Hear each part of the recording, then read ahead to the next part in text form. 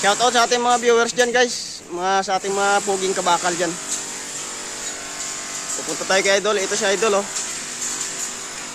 Idol, titingnan natin yung hinang mo, i-check natin to kung pasado na ba ito.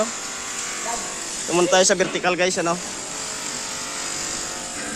Solid na vertical guys, parang walang dugtong, 70-80 ang welding rod dito. Ang lupit, ginaganon-ganon lang niya guys oh. Naka-wave siya. Galing. Para yung flat niya oh.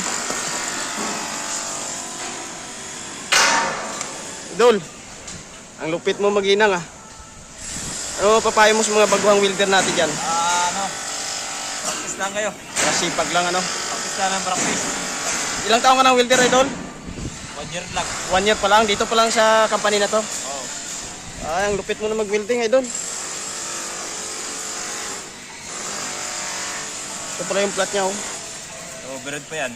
I-overhead pa yan. Saan may overhead dito? Ayun oh. Ayun yung overhead oh.